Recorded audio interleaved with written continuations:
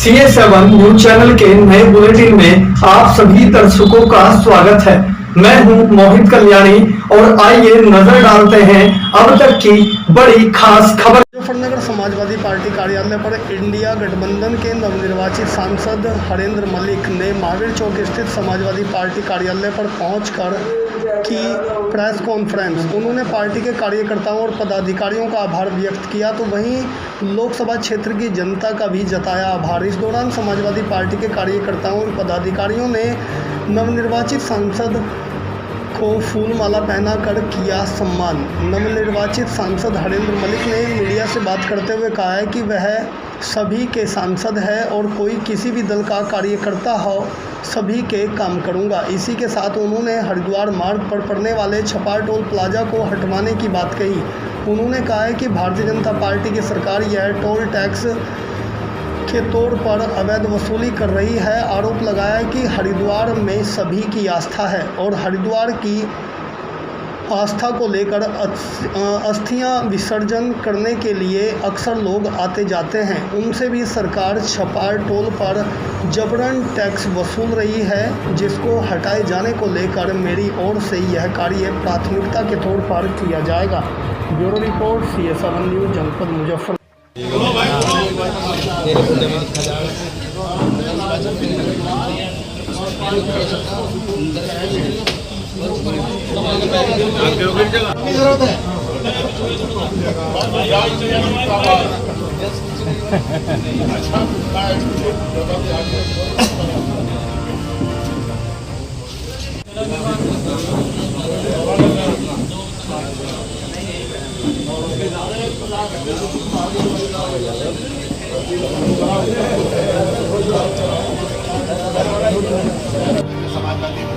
Samajwadi party के कार्यकर्ताओं का मनोबल और काम करने के हम अग्रणी क्षेत्र में जाएंगे।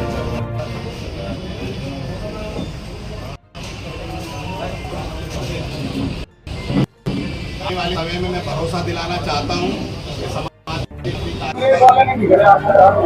कौन ये मीटिंग समाजवादी पार्टी। अच्छा, मेरा अगला सवाल ये, चुनाव से पहले एक दिन पहले से बात की आपने, बड़ी तीखी बात करते हो।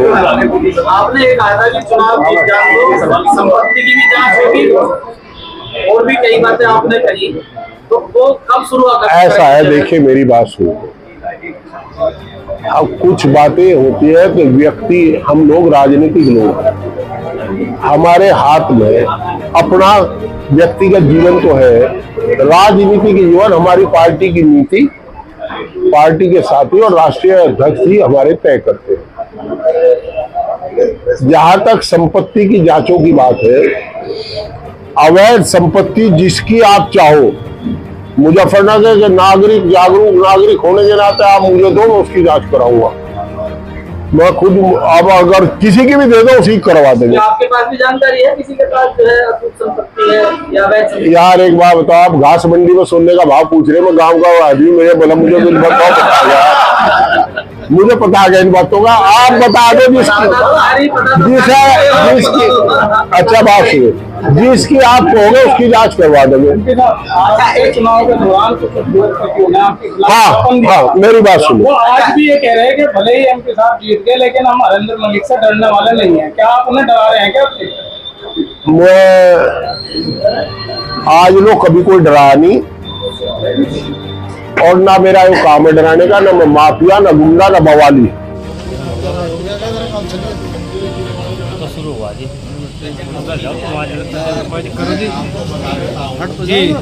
आज आप सब लोगों को निमंत्रण दिया गया है। सबसे पहले आपका स्वागत है और आपके सहयोग और आपने हमारा समर्थन किया इस चुनाव में, हमारी बातों को जिस तरीके से आपने रखा, आपका भी बहुत बहुत धन्यवाद।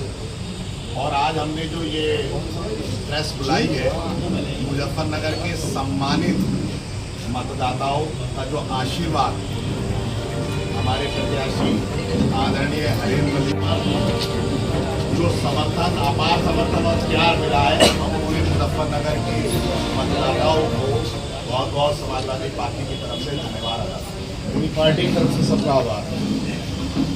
और भी इधर है और हिंदू का सबसे बड़ा, हिंदू धर्म में तो ये कहा जाता है जिंदा या मुर्दा हरिद्वार जाता जरूर है। अगर हरिद्वार वाली सड़क को टोल मुक्त कर दी जाए तो इस देश में पहले भी बिना टोल की सड़कें थी। मेरे याद है अम्मार रिजवी, डॉक्टर अम्मार रिजवी मिनिस्टर थे पीडब्ल्यूडी के, सीतापुर में एक सड़क पर टोल लगा था, सारा हाउस एक हो गया था कि अब हमें जजिया कर देना पड़ेगा। भाई आपका जितना बहुत है यार, हमारी समझ में नहीं आ रहा। आप विदेश बैंक से कर्जा ले रहे, आप दूसरी देशों से कर्जा ले रहे, ठेकेदार से सड़क बनवा रहे, फिर टोल ठोक रहे। आपने कार खरीदी, स्कूटर खरीदा, जब आपने लिया तो आपने एक्साइज दी, उसमें तेल गिरवा तो एक्साइज दी, आप पास कराने के रोड टैक्स दिया, तेल में सेस दिया, रोड पर चढ़े फिर टैक्स। भाई ऐसा ना करो, एक जगह ले लो, दो जगह ले लो, इस पर विचार करना चाहिए। फिर आप कितने दिन तक लेंगे?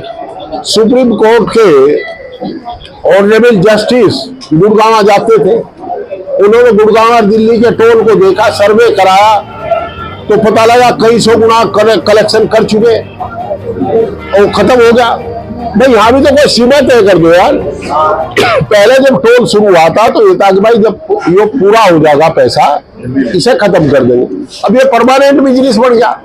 पर गरीब की क्या है गरीब की दिक्कत? टोल भी ले रहे, पेट पे रहे, हमने भी चल लिया टोल। भाई साहब मैं ये कह रहा, गरीब की क्या गलती है? गरीब आदमी उधार सुधार कार ली और कादी घेड़े तो मुजफ्फरनगर आओगा तो कितने दे भाई? यहाँ 85 कितने 90 रुपए कादी घेड़े में 90 रुपए देने पड़ेंगे।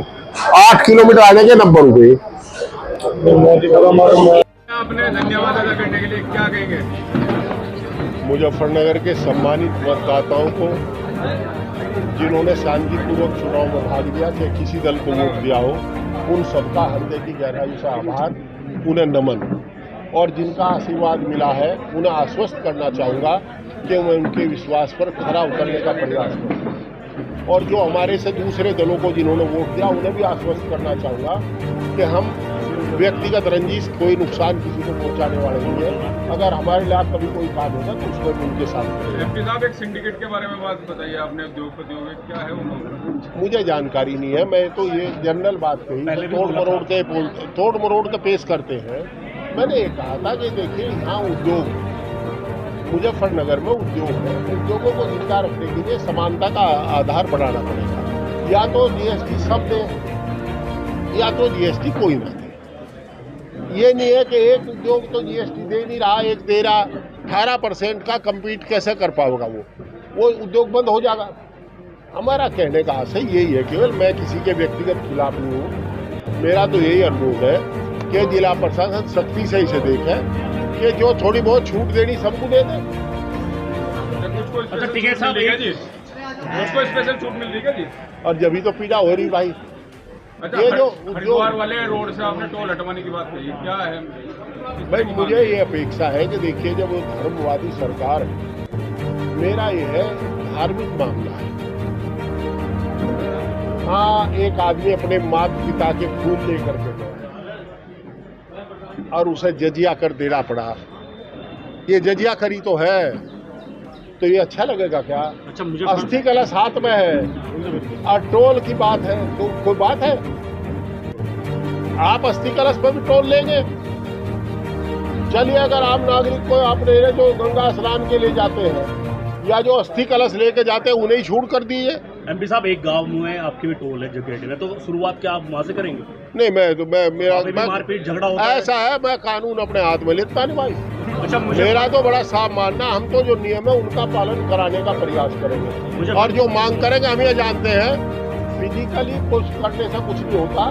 जो होगा ऊपर सरकार से कह करके होगा, जो भी मंत्री बढ़ेगा उससे कहेंगे, अनुरोध करेंगे। मुजफ्फरनगर में पिछली सरकार में मुआवजा का भी जो है इस तरह से छुटकारा, अभी मैं शपथ ले आऊँ, फिर आप लोगों को बुला के सलाह लूँगा, फिर एमडी वालों को बुलाऊंगा और फिर बात करेंगे।